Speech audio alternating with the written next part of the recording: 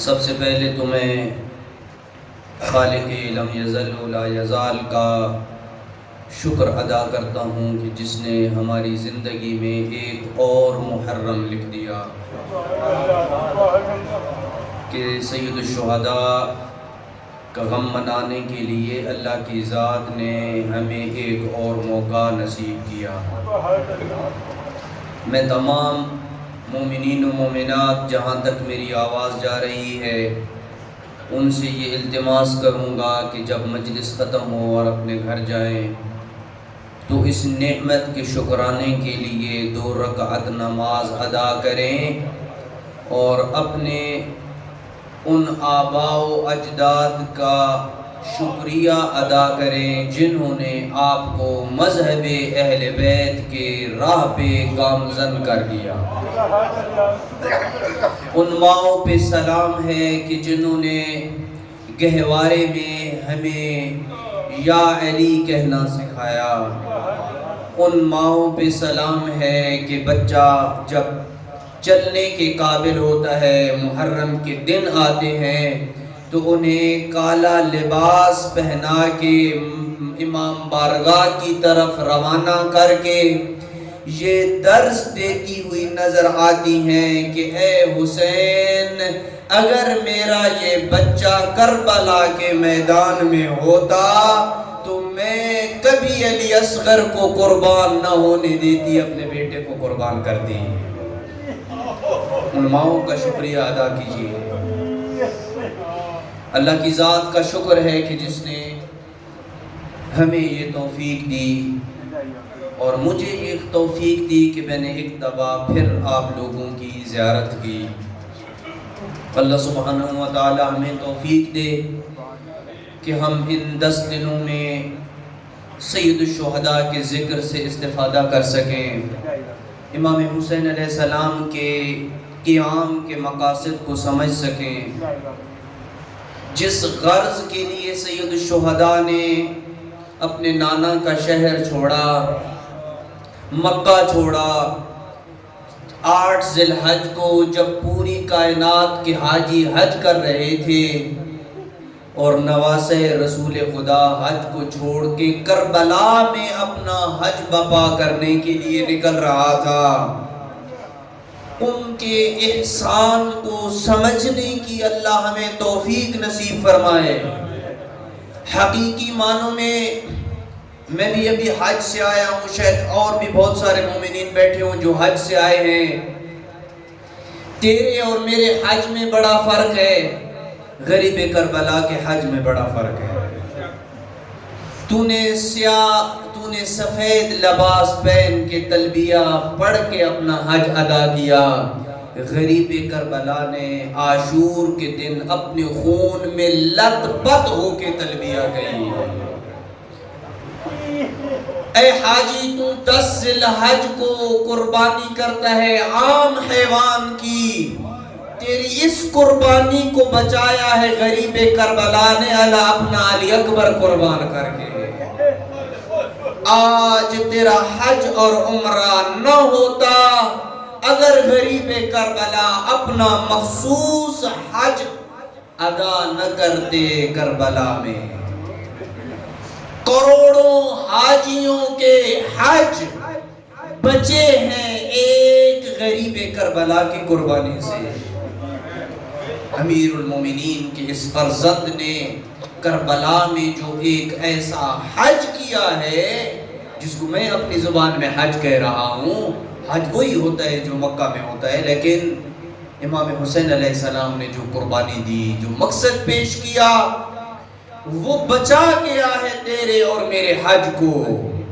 آپ اندازہ لگائیں کہ امام سجاد علیہ السلام جب یزید ملعون کے دربار میں پہنچے تو امام علیہ السلام نے جو خطبہ دیا، اور ابن زیاد کے دربار میں جو امام علیہ السلام نے خطبہ دیا، وہاں پہ امام علیہ السلام نے جو تعارف اپنا کروایا، اس میں امام علیہ السلام نے کہا جو مجھے جانتے ہو، جو نہیں جانتے میں تمہیں اپنا تعارف کروا دوں، میں ابن زمزم ہوں، میں زمزم کا بیٹا ہوں۔ میں صفا و مروہ کا بیٹا ہوں، یعنی میں ان جگہوں کا بیٹا ہوں، میں ان جگہوں پہ رہنے والا ہوں جہاں پہ میرے نانا کے قلب مصطفیٰ پہ وحی اتری تھی، میں اس کا بیٹا ہوں۔ اپنا تعارف کروایا، کیوں تعارف کروا رہے تھے؟ مسجد الحرام کے مقامات مقدسہ کا کیوں تعارف کروا رہے تھے؟ حجر اسود، رکن یمانی، صفا، مروہ، زمزم، خانہ کعبہ، مینا، ان چیزوں کے ساتھ تعارف کروا کے بتا رہے تھے کہ آج اگر یہ شاعر اللہ باقی ہے تو حسین کے کربلا کی وجہ سے باقی ہے۔ یہ شاعر اللہ کبھی نہ بچتے، صفا و مروہ شاعر اللہ ہے۔ جب آپ صحیح کرتے ہیں تو صحیح کی جو دعائیں ہیں، ہر چکر کی دعا کے اختتام پہ آپ قرآن مجید کی یہ آیت پڑھتے ہیں کہ صفا و مروہ شاعر اللہ ہے، اور یہ شاعر بچے ہیں حسین کے اس شعیرے کے ساتھ، حسین کی اس عزاداری کے ساتھ، جس کو منانے اور بپا کرنے کی اہل بیت علیہ السلام نے بہت زیادہ تاکید کی ہے۔ آپ معمولی نہ سمجھیں اس عذاب کو جو آپ اپنے تمام تر مصروفیات کو چھوڑ کے غریب کربلا کا غم منانے کے لیے یہاں پہ آ گئے ہیں۔ کیا آپ سمجھتے ہیں کہ آپ کا یہ آنا اللہ کی بارگاہ میں معمولی ہے؟ نہیں۔ آؤ میں آپ کو آپ کے یہاں بیٹھنے کی قدر و منزلت بتاتا ہوں۔ توجہ ہے نا میری طرف؟ جن کی جتنی توجہ ہے ذرا اتنی بلند آواز سے صلوات بھیج دیں۔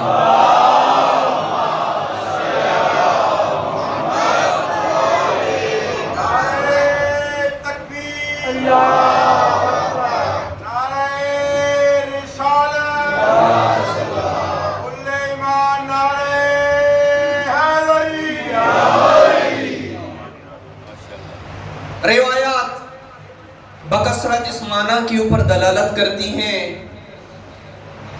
کہ اس مجلس میں نہ فقط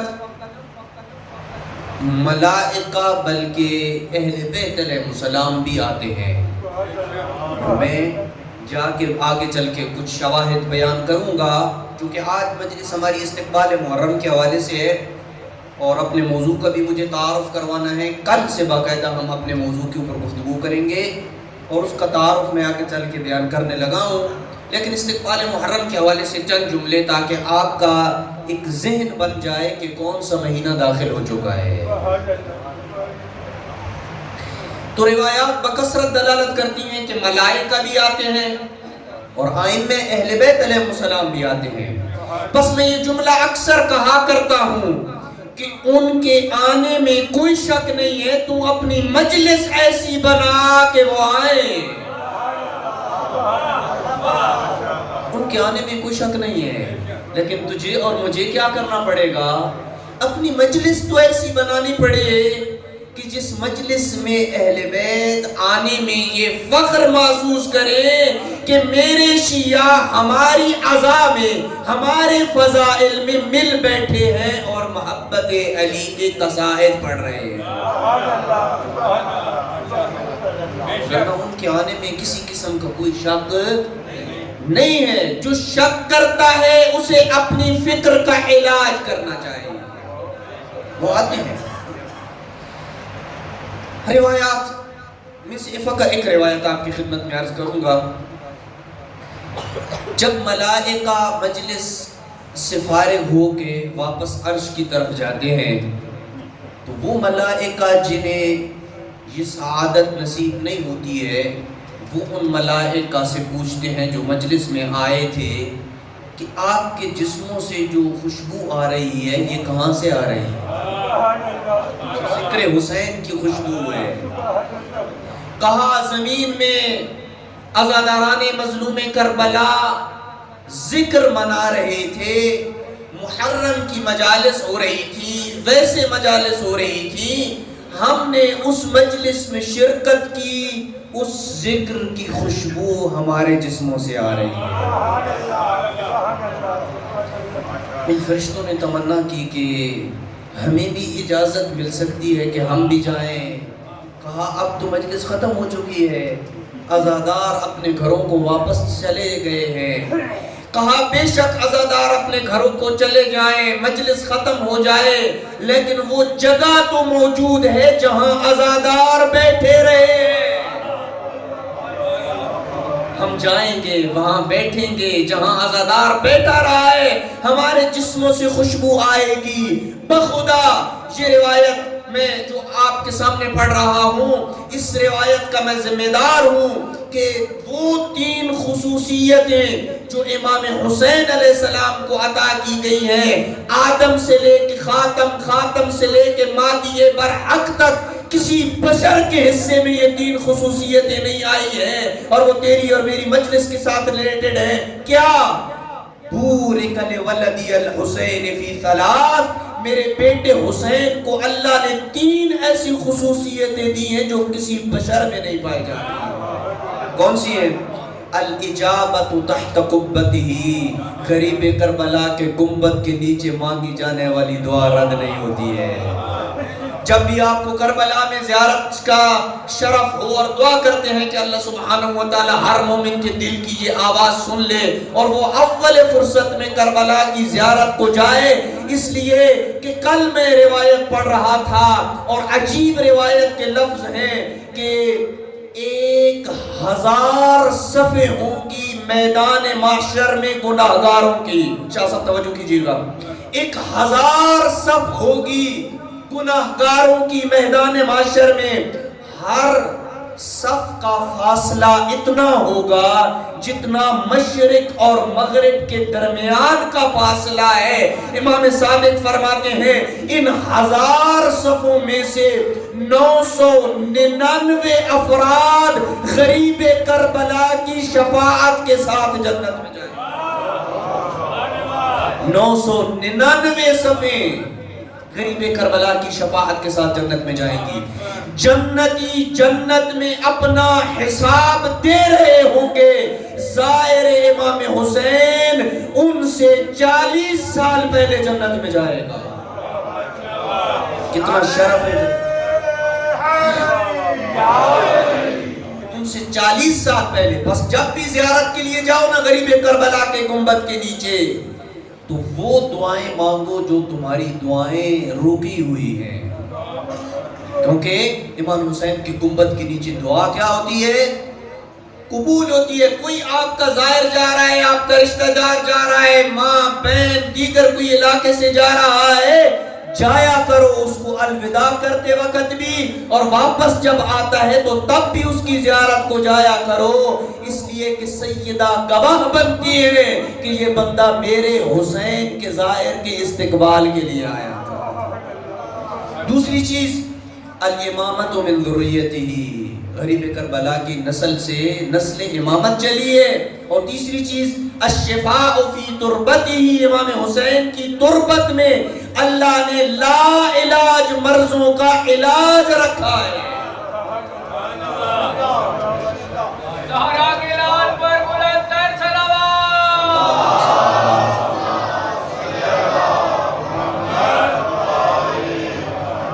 تو میں نے یہ روایت اس لیے پڑھی ہے کہ امام حسین علیہ السلام کے گنبد کے نیچے دعا قبول ہوتی ہے۔ یہ میں ثابت اس لیے یہ بیان کرنا چاہتا ہوں کہ آیت اللہ نجم الدین طبسی ایران کے ایک بہت بڑے عالم ہیں، وہ میں نے خود ان سے یہ جملہ کہتے ہوئے سنا کہ وہ جگہ، یہ تو بات مسلم ہے کہ امام حسین کے گنبد کے نیچے دعا قبول ہوتی ہے۔ وہ فرما رہے تھے کہ ہمارا اور آپ کا یہ ایمان ہے کہ وہ جگہ جہاں پہ مجلس سید الشہداء ہو رہی ہو، اس چھت کے نیچے مانگی جانے والی دعا بھی رد نہیں ہوتی ہے۔ اس لیے جب مصائب پڑیں گے، مصائب کے دوران تیری آنکھوں سے آنسو ٹپک پڑیں، اس وقت اپنے گناہوں کی مغفرت طلب کرنا، اپنی حوائج طلب کرنا، اس لیے کہ یہی وہ لمحہ ہے جس کے متعلق صادق آل محمد نے فرمایا جو بندہ میرے جد کے اوپر آنسو بہاتا ہے اللہ کی ذات اس کے اوپر جنت کو واجب قرار دیتا ہے۔ اس لیے کہ جب تو روتا ہے، اپنی مغفرت طلب کرتا ہے، تو ایسے ہو جاتا ہے جیسے آج بچہ شکم مادر سے باہر آیا ہے۔ گناہ معاف ہو جاتے ہیں بشرط یہ کہ پھر واپس پلٹ کے گناہوں کی طرف نہیں جانا ہے. یہ مجلس ہے جو انسان کو بدل دینے والی ہے. لیکن اگر ادھر انسان رو لے، اپنے گناہ بخشوا لے اور مجلس کے بعد جا کے دوبارہ وہی اعمال انجام دینا شروع کر دے تو پھر کیا ہوگا؟ یہ قبول مجلس نہیں ہے. معاف کیجئے گا، کیونکہ ہمارے ہاں اعمال کی قبولیت کی بھی کچھ علامات بتائی گئی ہیں. ایک ہے نا عمل کا صحیح ہونا، اور ایک ہے عمل کا مقبول ہونا. صحیح ہونا الگ چیز ہے اور عمل کا قبول ہونا یہ الگ چیز ہے. عمل کے صحیح ہونے کی شرائط ہیں. جیسے کہ آپ نماز پڑھتے ہیں تو نماز کے صحیح ہونے کی شرط یہ ہے کہ آپ کا لباس پاک ہو، جسم پاک ہو، آپ کا چہرہ جو ہے وہ قبلے کی طرف ہونا چاہیے، باوضو ہونے چاہیے، جہاں نماز پڑھ رہے ہیں وہ جگہ جو ہے وہ غصبی نہیں ہونی چاہیے، وغیرہ وغیرہ جو توضیح المسائل وغیرہ کی کتابوں میں شرائط موجود ہیں. ان سے نماز صحیح ہوتی ہے. نماز کا صحیح ہونا الگ چیز ہے. ضروری نہیں ہے کہ ہر وہ بندہ جو صحیح نماز پڑھ لے اس کی نماز قبول بھی ہو. قبولیت کی شرائط میں سے ایک شرط یہ ہے کہ عمل اس کا قبول ہوگا جس کے دل میں علی ولی کی محبت ہوگی.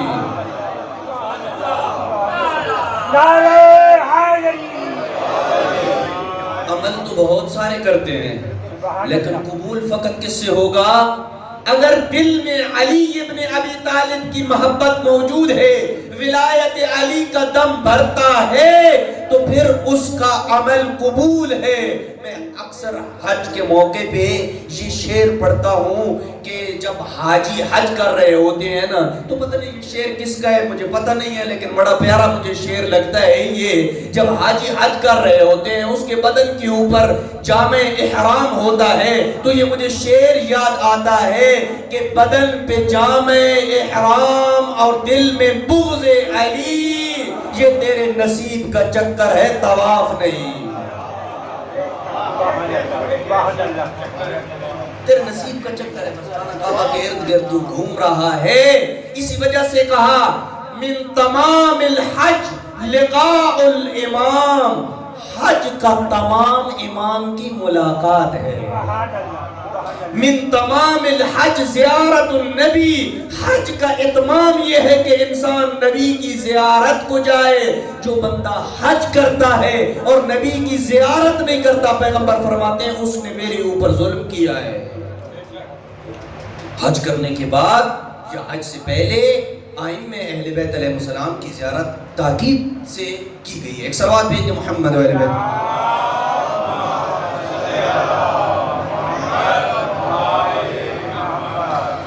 کر رہا تھا کہ اہل بیت علیہ السلام نے تاکید کی ہے اس غم کو منانے کی. امام محمد باقر علیہ السلام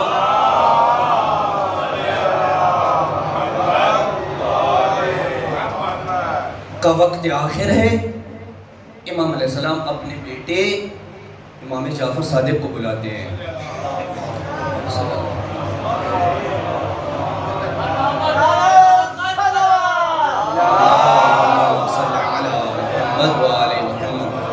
جناب سیدہ فرماتی ہیں کہ بلند آواز سے صلوات بھیجنا یہ دلوں سے منافقت کو دور کرتا ہے.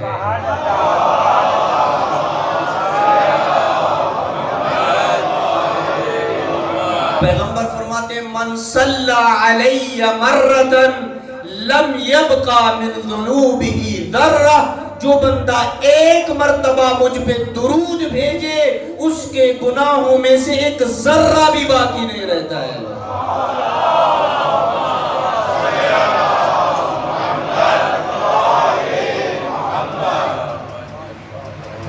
امام محمد باقر نے اپنے بیٹے اپنے بعد اپنے جانشین امام صادق کو بلایا اور کہا بیٹا یہ کچھ مال میں نے اپنی ذاتی کمائی سے جمع کیا ہے. بڑی زبردست روایت ہے اس کو اپنے جوان اپنے بزرگوں کے لیے کہ جو عزاداری منعقد کرتے ہیں، جو بانیان مجلس ہیں، جو عذاب غریب کربلا کے غم میں خرچ کرتے ہیں، کوئی چیز اس سے افضل نہیں کہ اپنا حلال مال مجلس سید الشہداء میں خرچ کیا جائے. کیونکہ عزاداری اگر صحیح معنوں میں ہم برپا کر لیں تو اس سے بڑا کوئی مدرسہ نہیں ہے، اس سے بڑی کوئی یونیورسٹی نہیں ہے. میں اس روایت سے پہلے آپ کو آیت اللہ سید محمد سعید حکیم، جن کا 2 سال پہلے نجف میں انتقال ہوا، بہت عظیم مرجع تشیع دنیا سے رخصت ہوئی ہے، ان کی ایک کتاب ہے جس خاتم النبیین، جس کے متعلق یہ مشہور ہے کہ جب آپ جیل میں تھے تو اس وقت آپ نے یہ کتاب لکھی. اور کیسے لکھی؟ جب قیدیوں کی طرف سگریٹ کی ڈبیاں جو ہے وہ اندر بھیجی جاتی تھی تو باقاعدہ کوئی وہاں کاغذ قلم تو نہیں ہوتا تھا، کیونکہ ممنوع تھا ان کے لیے اندر لکھنا بھی. آل حکیم کی بڑی قربانیاں ہیں مذہب اہل بیت علیہ السلام پہ. تو آیت اللہ حکیم ان سگریٹ کی ڈبیوں کو جمع کرتے تھے اور ان کے اندر جو سفید جگہ ہوتی تھی ان کو کھول کے اس کے اوپر یہ کتاب تحریر کرتے کی ہے انہوں نے، جسے خاتم النبیین کا نام دیا گیا. اس خاتم النبیین کا بندہ ناچیز نے ترجمہ مکمل کیا ہے، اور الحمدللہ اس کا ترجمہ کو یہ حسن اتفاق تھا کہ مدینہ منورہ میں ہی ترجمہ اختتام پذیر ہوا. یعنی پیغمبر کی قبر کے سامنے اس کی آخری سطریں جو میں نے ترجمہ کی، اور اس کا ثواب جو ہے وہ پیغمبر کی ذات کو ہدیہ کیا اور خاتون جنت کو ہدیہ کیا. وہاں پہ وہ لکھتے ہیں کہ ایک ناسبی کا یہ اعتراف ہے، آیت اللہ حکیم لکھتے ہیں کہ اس ایک ناسبی کا، دشمن اہل بیت کا یہ اعتراف ہے کہ ہم شیعہ کے خلاف پورا سال پلاننگ کرتے ہیں، لیکن جب محرم کا چاند نمودار ہوتا ہے ہماری ساری پالیسیاں فیل ہو جاتی ہیں. بس آیا کر اس مجلس میں، یہ نہیں کہ میں نیٹ پہ سن لوں گا، لائیو مجلس سن لوں گا. تیرے لائیو مجلس سے ذکر منعقد ہو جائے گا لیکن ظلم کے خلاف احتجاج ریکارڈ نہیں ہوگا، کیونکہ ظلم کے خلاف احتجاج تبھی ریکارڈ ہوگا جب تو اپنے گھر کو چھوڑ کے مسجد میں آئے گا، امام بارگاہ میں آئے گا. عزاداری کیا ہے؟ ظلم کے خلاف احتجاج ریکارڈ کرنا ہے کہ 61 ہجری میں غریب کربلا تنے تنہا تھا، مارنے والے 30,000 تھے، آؤ ظلم کیا ہوا ہے. یہی تو بتانے کے لیے آپ بازاروں میں نکلتے ہو، سینہ کو بھی کرنے کے لیے، اور کیا ہے. تو عرض کر رہا تھا کہ امام صادق نے امام صادق کو بلایا اور کہا بیٹا میں نے یہ اموال اپنی ذاتی کمائی سے جمع کیا ہے، اور آپ نے اس پیسے سے 10 سال منا میں مجلس سید الشہداء منعقد کر لی. منا میں کیوں؟ جی امام کہاں تھے جب امام کی وفات ہوئی؟ مدینہ میں تھے نا. سو رہے ہیں یا جاگ رہے ہیں؟ جو جاگ رہے ہیں وہ ذرا بلند آواز صلوات بھیج دیں.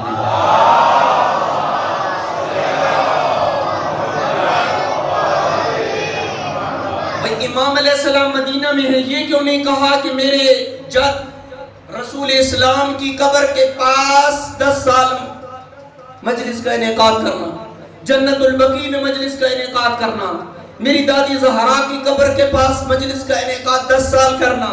یہ نہیں کہا. مسجد الحرام کا بھی نہیں کہا جہاں پہ ایک نماز پڑھنا 10 لاکھ نمازوں کے برابر ہے، یہ بھی نہیں کہا، بلکہ کہا کیا؟ منا میں 10 سال مجلس کا انعقاد کرنا. کیوں؟ اس لیے کہ منا میں حاجی کب رکتا ہے؟ توجہ کا طلبگار ہوں، منا میں حاجی کب رکتا ہے؟ 10 ذی الحج کو، 11 ذی الحج کو، 12 ذی الحج کو. ان 3 دنوں منا میں حاجی جب رکتا ہے، پوری دنیا کا حاجی جب منا میں جمع ہوگا، وہاں پہ جب خیموں سے یا حسین لبیک یا حسین کی آواز آئے گی، پوری دنیا پوچھے گی یہ آوازیں کیا ہیں. تب حسین کا مقصد پھیلے گا، تب غریب کربلا کی آواز دنیا کے کونے کونے. اور یہی فلسفہ ہے کہ امام حسین علیہ السلام اگر چاہتے تو مدینہ سے ڈائریکٹ کربلا آ سکتے تھے یا نہیں آ سکتے تھے؟ کیا خیال ہے؟ امام علیہ السلام کوئی امام علیہ السلام کو پتہ نہیں تھا مدینہ سے کربلا کا راستہ کون سا ہے، یا امام علیہ السلام کو یہ نہیں پتا تھا کہ میری شہادت کہاں پہ ہے؟ وہ تو وقت آنے سے پہلے ہی امام علیہ السلام کو پتا تھا کہ میری جگہ کون سی ہے، کون سے مکان پہ، کون سے زمان پہ میری شہادت ہونی ہے، میری جائے دفن کونی ہے، سب چیزوں کو امام علیہ السلام کو علم تھا۔ پیغمبر اکرم صلی اللہ علیہ وآلہ وسلم بتا کے گئے تھے، لیکن پھر بھی مدینہ سے مکہ کیوں گئے؟ اس لیے کہ موسم حج کا تھا۔ ساری دنیا کو بتانا چاہتے تھے کہ میں ظلم کے خلاف آواز اٹھا چکا ہوں، ساری دنیا کو یہ درس دینا چاہتے تھے۔ اور عین اس وقت جب حاجی حج کا احرام باندھ رہا تھا، غریب کربلا لوٹ رہے تھے واپس۔ آج اگر کسی ملک کا وزیر اعظم حج کے لیے جائے نا، جب سب لوگ 8 ذی الحج کو احرام باندھ رہے ہوں، وہ مشہور شخصیت 8 ذی الحج کو مکہ کو چھوڑ دے تو ساری دنیا پوچھے گی کہ اس نے آج کیوں چھوڑا ہے۔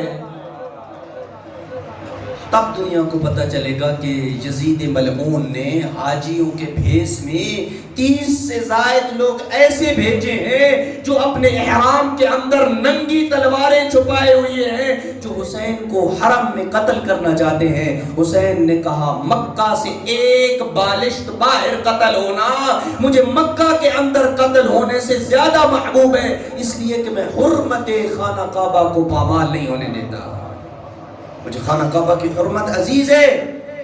تو میرے بیٹا 10 سال تم نے کیا کرنا ہے؟ انعام مجلس سید الشہداء کا انعقاد کرنا ہے۔ اور پھر میں نے عرض کیا کہ آتے ہیں اہل بیت علیہ السلام خود مجلس میں تشریف لاتے ہیں۔ اس کی ضمن میں ایک روایت پہلے میں نے امام جعفر صادق کی عرض کی تھی، اور آج امام سجاد کے متعلق وہ روایت عرض کر لیتا ہوں۔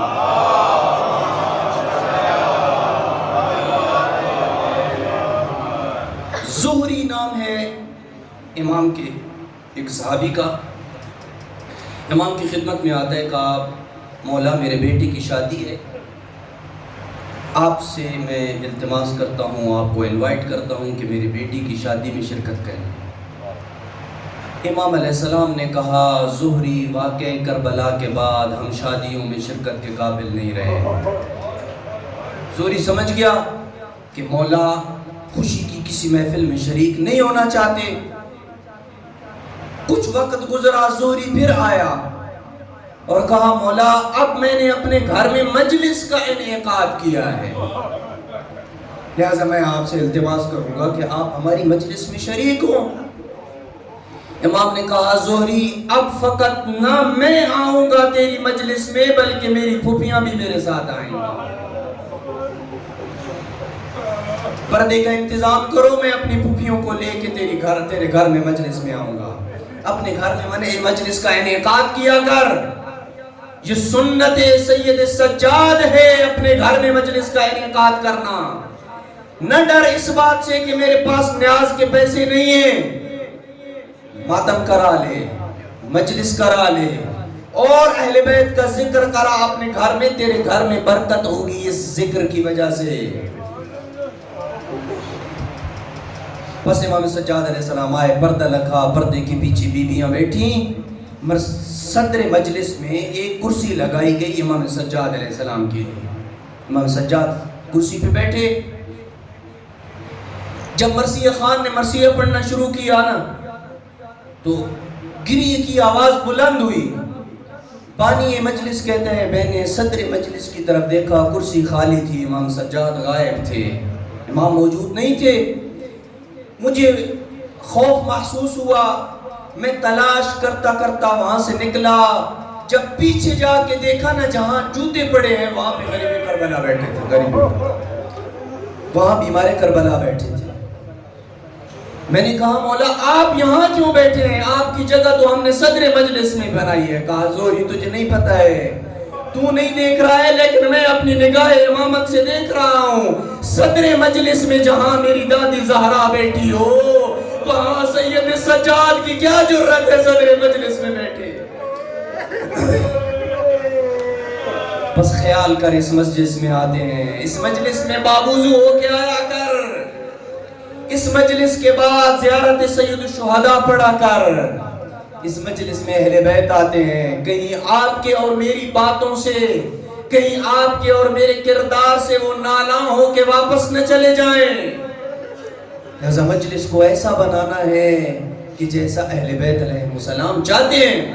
اور پھر آئمہ اہل بیت علیہ السلام نے ان مرثیہ خانوں اور ان شاعروں کی تعظیم و تکریم کی ہے خود، جو مرثیہ پڑھا کرتے تھے، جو شاعر کہتے تھے۔ یہ جو شعراء ہیں، جو پرانے زمانے کے شعراء تھے، کمیت اصلی ہو گیا، سید اسماعیل حمیری ہو گئی، دعبل ہو گیا، اور بہت سارے شعراء اہل بیت علیہ السلام گزرے ہیں، یہ مذہب اہل بیت علیہ السلام کی ترویج میں اور خاص طور پہ عزاداری کی نشر و اشاعت میں ان کا کردار ہے۔ کیونکہ پرانے زمانے میں اس وقت خطیب نہیں ہوا کرتے تھے جس طرح آج خطیب ہے، یہ شعراء ہوتے، اپنے شعر و شاعری کے ذریعے انہوں نے کربلا کے مظالم کو اور ائمہ اہل بیت علیہ السلام اور خاص طور پہ امام حسین کی مصیبت کو شعر و شاعری کے ذریعے ہم تک پہنچایا ہے۔ جب دعبل خزائی محرم کا مہینہ آیا تو دعبل خزائی کو بلایا امام رضا علیہ السلام نے اور کہا دعبل محرم کا مہینہ آ گیا ہے، لہٰذا تو ہمارے گھر میں آ اور مرثیہ پڑھ۔ امام علیہ السلام نے ایک قنات لگائی، قنات کے پیچھے اپنے حرم کو بٹھایا، مخدرات عصمت و طہارت بیٹھی، یہاں پہ دعبل نے قصیدہ پڑھنا شروع کیا۔ پڑھتے پڑھتے جب اس جملے پہ پہنچا نا، افاطم لو خلت الحسین مجددا لقد مات بشد الفرات عطشانا، اے سیدہ فاطمہ اگر آپ کربلا میں عاشور کے دن ہوتی اور دیکھتی کہ آپ کے لال کو، غریب کربلا کو، نہر فرات کے کنارے 3 دن کا پیاسا کس طرح ذبح کیا گیا، یہ جملہ پڑھنا تھا۔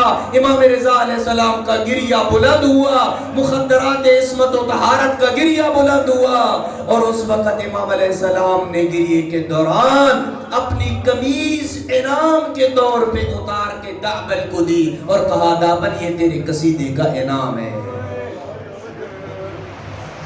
کیا ہے؟ یہ ترویج ہے ذکر اہل بیت علیہ السلام کی۔ اور شیخ ہم کوئی یہ نہ سمجھے کہ امام حسین علیہ السلام کی شہادت کے بعد یہ مصیبت شروع ہوئی ہے، اور شیعوں نے امام علیہ السلام کی شہادت کے بعد یہ مجالس کا انعقاد کیا ہے۔ وحدہ لا شریک کی عزت کی قسم جملہ کہہ رہا ہوں، اس کا میں ضامن ہوں۔ تاریخ انسانیت کے آغاز سے مجلس حسین کا آغاز ہوا ہے، میں جملے کا ضامن ہوں۔ تاریخ انسانیت کے ساتھ مجلس سید الشہداء کا آغاز ہوا ہے۔ آپ کہیں گے دلیل؟ جب حضرت آدم کو جنت سے نکالا گیا نا ترک اولا کے لیے، تو قرآن نے صریح لفظ ہے کہ اللہ سبحانہ و تعالیٰ نے آدم کو کچھ کلمات کی تعلیم دی۔ وہ کلمات کیا تھی؟ میں سارے کلمات نہیں پڑھتا، بس 5واں کلمہ پڑھوں گا فقط۔ جبریل نازل ہوئے اور حضرت آدم کو کہا اے آدم میں تمہیں کچھ کلمات سکھاتا ہوں، یا علی بحق، سب ہر نماز کے بعد یہ دعا پڑھتے ہیں نا آپ، بالحق الاعلی۔ جب اس جملے پہ پہنچا نا یا قدیم الاحسان بحق الحسین علیہ السلام، اے وہ جس کا احسان قدیم اور دائمی ہے، حسین کے حق کا واسطہ ہے، مجھ آدم کی توبہ کو قبول فرما۔ یہ دعا جب کہی نا حضرت جبریل نے تعلیم دی، حضرت آدم نے یہ جملے دہرائے اور کہا جبریل ذرا مجھے یہ بتاؤ، میں نے محمد کا نام لیا، میں نے فاطمہ کا نام لیا، حسن کا نام لیا، امیر المومنین علی کا نام لیا، میرے دل کی وہ کیفیت نہیں بنی، مالی اذا ذکرت خامسا، میرے دل کو پتہ نہیں کیا ہو گیا ہے جب میں نے 5ویں کا نام لیا ہے، میرے دل میں ایک خاص قسم کا درد اور مصیبت پیدا ہوئی ہے، یہ کون سی ہستی ہے جس کا نام لیتی ہی میرے دل میں ایک غم کی کیفیت پیدا ہوئی ہے۔ کہا اے آدم تیری نسل سے بہت عرصے بعد ایک آخری نبی پیدا ہوگا، اس کی ایک بیٹی ہوگی، اس کا ایک بیٹا ہوگا، جو کربلا کے میدان میں 3 دن کا بھوکا اور پیاسا، امت کے ہاتھوں پیاسا غریب کربلا ذبح ہو جائے گا۔ جب شمر خنجر چلا رہا ہوگا وہ یہ جملے کہہ رہا ہوگا، وَعَطَشَا وَعَطَشَا، ہائے پیاس، ہائے پیاس، رو رو کے اپنی پیاس کو یاد کر رہا ہوگا۔ حضرت آدم نے گریہ بھی کیا اور یزید ملعون پہ لعنت بھی کی۔ تو بس پہلی مجلس تو دنیا میں آتے ہی جبریل نے پڑھی، خطیب جبریل تھے اور سننے والے کون تھے؟ حضرت آدم و حوا تھے۔ اور پھر جب امام حسین علیہ السلام کی ولادت ہوتی ہے، امام حسین علیہ السلام کو لایا گیا اور امام حسین علیہ السلام اپنے نانا کے ہاتھوں پہ ہیں۔ جبریل 70,000 فرشتوں کی معیت میں آیا اور آگے رسول اسلام کو یہ خبر دی کہ تیرا یہ بیٹا سرزمین کربلا میں بھوکا اور پیاسا مارا جائے گا، بے یار و مددگار مارا جائے گا، ظلم و جور کے ساتھ مارا جائے گا۔ رسول اسلام کی آنکھوں سے آنسو ٹپکے۔ جناب سیدہ نے پوچھا، بابا کیا آپ کو میرے بیٹے حسین کی ولادت کی اور آمد کی خوشی نہیں ہوئی ہے؟ آپ رو رہے ہیں۔ کہا ہے میرے لخت جگر مجھے خوشی ہوئی ہے، لیکن جبریل نے ابھی آ کے مجھے یہ خبر دی ہے۔ اب آنا ذرا کسی ماں کے کلیجے پہ ہاتھ رکھ کہ اس کے ہاں تازہ بچے کی ولادت ہوئی ہو اور اسے خبر دی جائے کہ تیرا یہ بیٹا فلاں وقت میں قتل کر دیا جائے گا اور ظلم و جور کے ساتھ قتل کر دیا جائے گا۔ اس ماں کے دل پہ کیا گزرے گی؟ اور جب بیٹا بھی حسین جیسا ہو اور ماں بطول جیسی ہو، اجرکم اللہ۔ کہا بابا جب یہ میرا بیٹا مارا جائے گا اس وقت آپ ہوں گے؟ یہ آپ کے لیے جملہ پڑھ رہا ہوں، اس میں آپ کے لیے دعا ہے۔ بابا جب یہ میرا بیٹا مارا جائے گا اس وقت آپ ہوں گے؟ کہا نہیں میں نہیں ہوں گا۔ کہا علی ہوں گے؟ کہا علی بھی نہیں ہوگا۔ کہا میں ہوں گی اپنے بیٹے پہ رونے کے لیے؟ کہا میری بیٹی تو بھی نہیں ہوگی۔ حسن مجتبیٰ ہوں گے؟ کہا کوئی بھی نہیں ہوگا، حسن مجتبیٰ بھی نہیں ہوگا۔ بی بی کی پریشانی بڑی۔ کہا بابا پھر کون ہوگا جو میرے اس غریب پہ گریہ کرے گا؟ حضرت گریہ کا نام آنا تھا۔ امام رسول اسلام نے کہا بیٹی غم نہ کر، اللہ ایک قوم پیدا کرے گا جس کے جوان تیرے جوانوں کو روئیں گے، جس کے بزرگ تیرے بزرگوں کو روئیں گے، جس کی خواتین تیری خواتین کو روئیں گی، جس کے بچے تیرے بچوں کو روئیں گے۔ یہ سن کے بی بی کو تسلی ملی۔ یہ آپ کے لیے جملہ ہے۔ آج آپ رو رہے ہیں، آج آپ جو سید سجاد کے غم پہ، امام مظلوم پہ غم پہ رو رہے ہیں، یہ دعا ہے رسول اسلام کی۔ اور پھر بی بی نے جب تسلی ملی نا بی بی کو، کہا بابا یہ آپ نے خبر دی ہے، ایک وعدہ میرا بھی ہے، جب قیامت کا دن ہوگا، میدان محشر بپا ہوگا، میں اس وقت تک جنت میں نہیں جاؤں گی جب تک میرے بیٹے کے عزادار جنت میں نہیں جائیں گے۔ یہ دعا ہے جناب سیدہ کی آپ کے لیے کہ رسول اسلام نے، جناب سیدہ نے یہ دعا دی ہے آپ کو کہ آپ کو اللہ سبحانہ و تعالی نے یہ موقع دیا ہے کہ آپ اپنے وقت کے امام زمانہ کو یاد کریں، وقت کے امام کی معرفت حاصل کریں۔ اور انشاءاللہ ان 10 دنوں میں ہم نے جو موضوع اختیار کیا ہے اس کا بھی چند جملوں میں تعارف اور پھر مصیبت کے 2 جملے کہوں گا۔ یہ موضوع ہمارے معاشرے کی انتہائی اہم ترین ضرورت کی عکاسی کرتا ہے۔ من مات ولم يعرف امام زمانہ مات میتۃ جاہلیہ، جو بندہ اپنے وقت کے امام کو نہیں جانتا ہے وہ جاہلیت کی موت مر گیا۔ جاننے سے مراد معرفت امام ہے۔ معرفت امام سے مراد یہ نہیں ہے کہ امام علیہ السلام کا نام کیا ہے، اس کی ماں کا نام، والدہ کا نام کیا ہے، کہاں پہ پیدا ہوئی ہے، کہاں پہ شہید ہوئی ہے،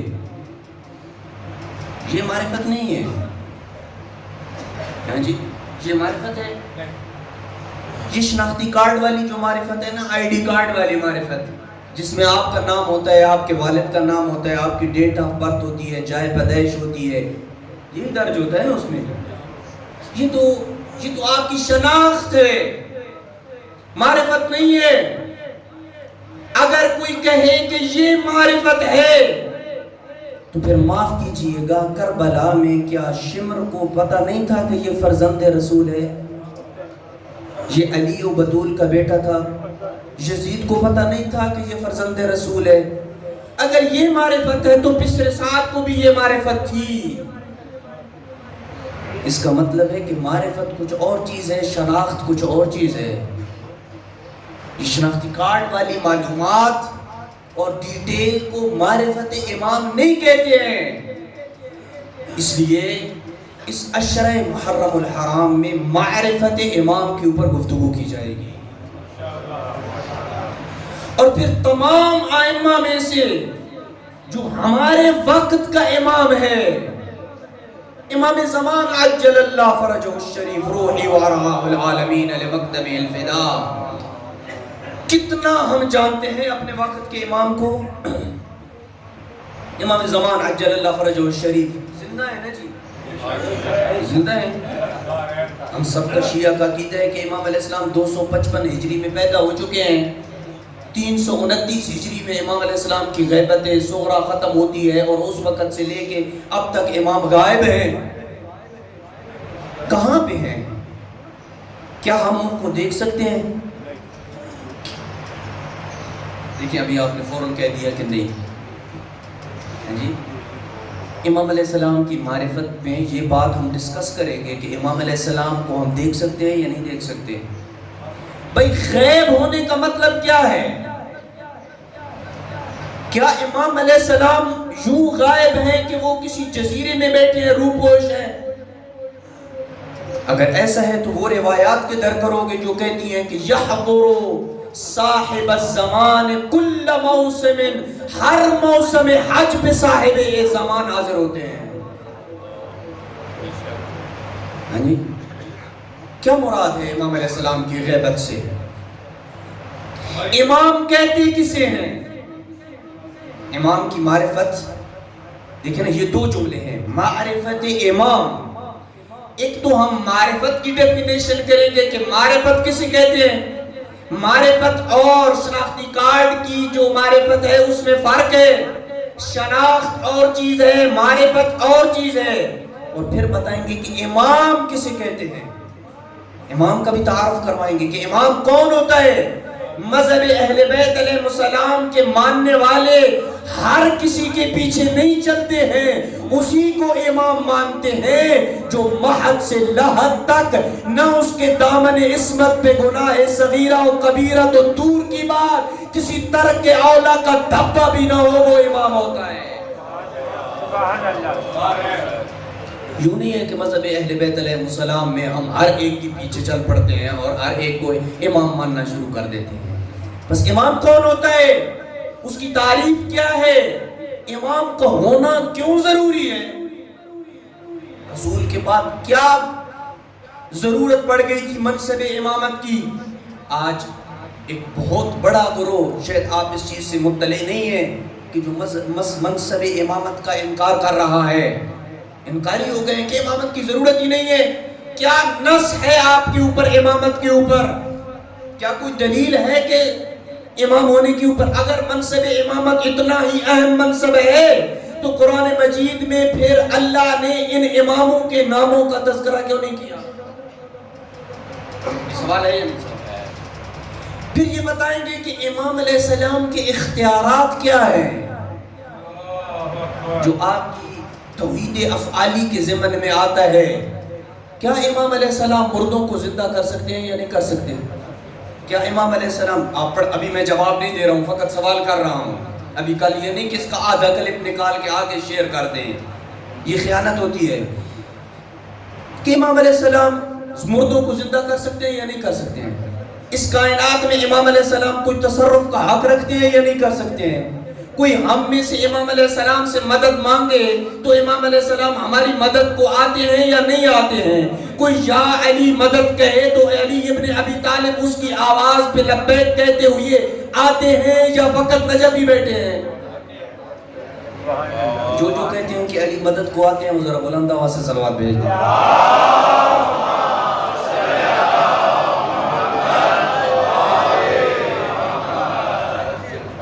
اور پھر علی ابن ابی طالب سے مدد ہم فقط اپنی حاجتوں کے لیے مانگتے ہیں یا کبھی یہ بھی ہم نے کہا ہے کہ یا علی مدد، اے مولا نماز پڑھنے میں بھی میری مدد فرما؟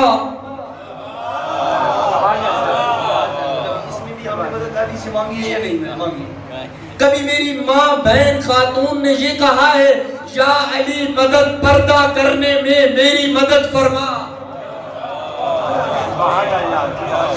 یا فقط یہاں پہ اپنا مطلب ہو یا علی میرے بیٹے کو نوکری چاہیے میری مدد فرما؟ اگر یہ ہے تو یہ مطلب کی مدد ہے۔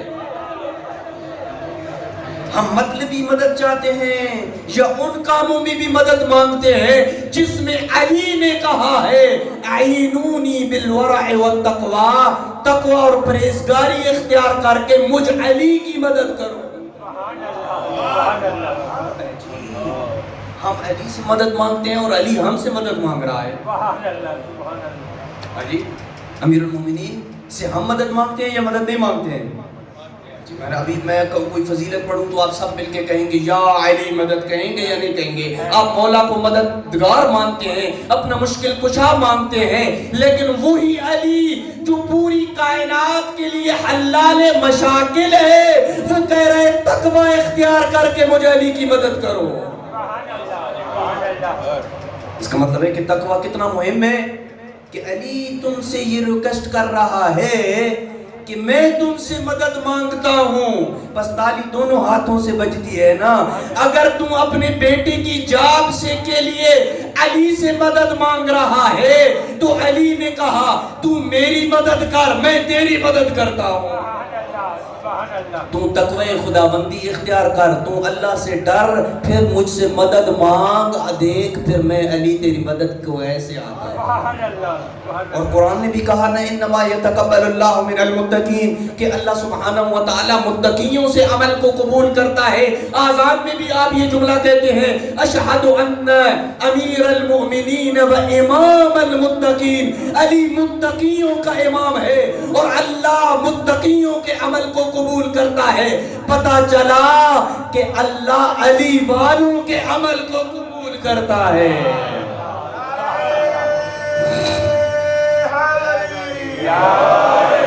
محمد اور محمد بلندر صلوات۔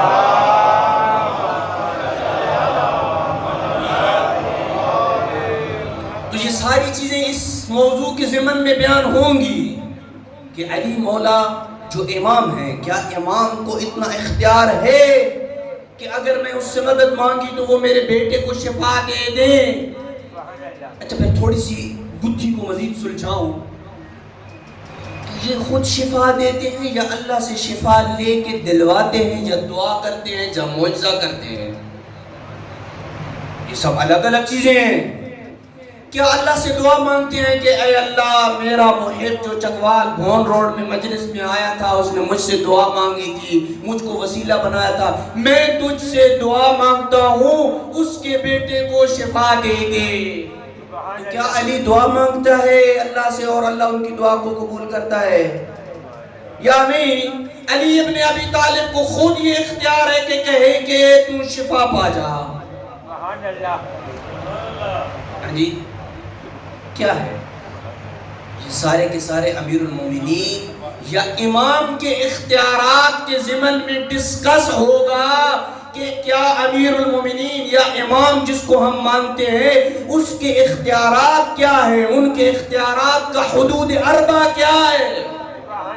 یہ اختیار کوئی ہے ہی نہیں، اختیار بہت سارے لوگ کہتے ہیں کہ اختیار ہے ہی نہیں ہے، وہ ہم جیسے ہی ہیں، کہتے ہیں یا نہیں کہتے ہیں؟ تو انشاءاللہ اس اشر محرم الحرام میں ان تمام موضوعات کے اوپر مختصر انداز میں گفتگو کی جائے گی، جس کو معرفت امام کے ضمن میں ڈسکس کیا جائے گا، اور کوشش کریں کہ مجلس میں بر وقت تشریف لائیں تاکہ کوئی بھی ایک گفتگو دوسری گفتگو کے ساتھ جڑی ہوئی ہوتی ہے یہ، اور تاکہ کوئی نقطہ بھی آپ سے ضائع نہ ہو۔ ایک صلوات بھیجتے محمد والے بیت۔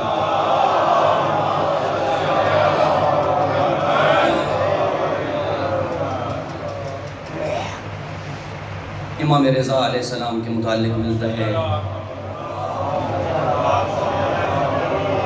جب بھی محرم کا چاند نظر آتا، امام رضا علیہ السلام فرمایا کرتے تھے کہ جب محرم کا چاند نظر آتا میرے بابا کو کوئی بندہ مسکراتا ہوا نہیں دیکھتا تھا۔ یعنی محرم کا چاند نظر آتا تو امام موسیٰ کاظم علیہ السلام کو کوئی بندہ بھی مسکراتا ہوا نہیں دیکھتا تھا۔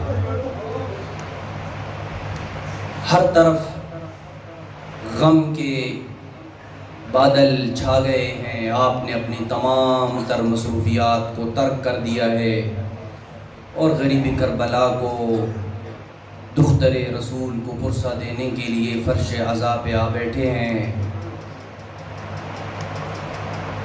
شبیب امام رضا کا صحابی ہے، شبیب کو امام علیہ السلام نے کہا یا ابن شبیب ان کنت باکیا فابکی علی الحسین، اگر تجھے رونا ہی ہے نا تو غریب کربلا کی مصیبت کو یاد کر کے رویا کرو۔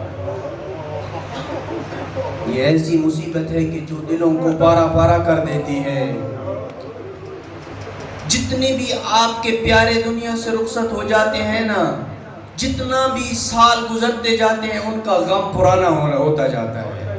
ایک واحد کائنات میں غریب کربلا ہے، جب محرم کا چاند نظر آتا ہے مصیبت تازہ ہو جاتی ہے۔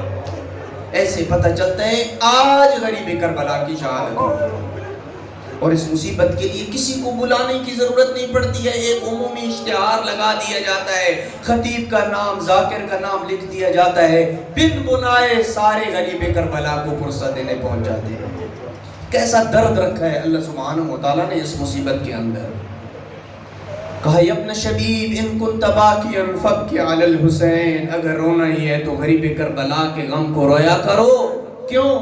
کہا وعلی مثل الحسین فلیبکی الباکون، حسین جیسے کہ اوپر جو ظلم ہوا ہے نا اس کے اوپر رونے والوں کو رونا چاہیے۔ بس ایک جملہ تعارف کے طور پہ اور ختم کر رہا ہوں مجلس کو، جو اگلا جملہ کہا ہے نا شاید آپ نے سنا تو کئی بار ہو، لیکن اس کی تفصیل آج میں پہلی دفعہ بتا رہا ہوں، بڑی دردناک تفصیل ہے۔ کیوں مولا امام رضا کیوں حسین کے اوپر روئیں؟ وجہ کیا ہے؟ باقیوں کے اوپر کیوں نہ روئیں؟ کہا فَإِنَّهُ ذُبِحَ كَمَا يُذْبَحُ الْقَبْشِ، اس لیے کہ میرے جد کو اس طرح ذبح کیا گیا جس طرح گوسفند کو ذبح کیا جاتا ہے۔ اجرکم اللہ۔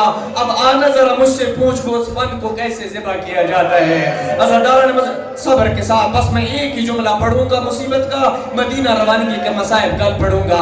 آنا ذرا مجھ سے پوچھ گوسفند کو کیسے ذبح کیا جاتا ہے۔ عرب اپنی تفریح کے لیے، اپنے تماشے کے لیے، اپنی سیر و سیاحت کے لیے دمبا پالتے تھے، سارا سال اس دمبے کی خاطر تواضع کیا کرتے تھے۔ جب سال گزر جاتا تھا، جب دمبا موٹا تازہ ہو جاتا تھا، پھر اسے درمیان میں باندھ دیا کرتے تھے، چاروں طرف مختلف اسلحہ لے کے اپنے ہاتھوں میں کھڑے ہو جایا کرتے تھے۔ کسی کے پاس تیر ہوتا وہ تیر مارتا، کسی کے پاس تلوار ہوتا وہ تلوار مارتا، کسی کے پاس نیزہ ہوتا وہ نیزہ مارتا، کسی کے پاس کچھ نہ ہوتا وہ پتھر مارتا۔ ذرا اب اس جملے کو سن کہ جو امام رضا نے کہا میرے جد کو اس طرح ذبح کیا گیا جس طرح گوسفند کو ذبح کیا جاتا ہے۔ 10 محرم کا دن تھا، غریب کربلا دشمنوں کے نرغے میں تھے، کسی کے ہاتھ میں تلوار تھی وہ تلوار مارتا تھا، کسی کے ہاتھ میں نیزہ تھا وہ نیزہ مارتا تھا۔ ایک کمینہ انسنان بن انس، اس کے ہاتھ میں نیزہ تھا، وہ آگے بڑھا، غریب کربلا کے گلے میں نیزہ مارا، نیزے کی علی کو گھمایا، ہائے غریب کربلا۔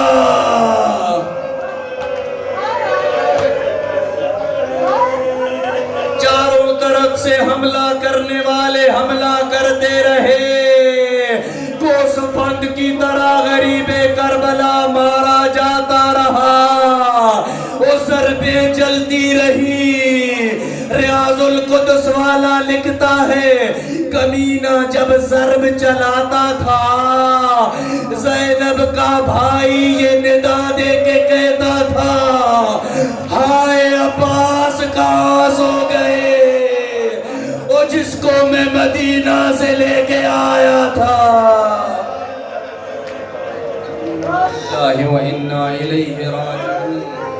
وسيعلم الذين ظلموا أي منقلب ينقلبون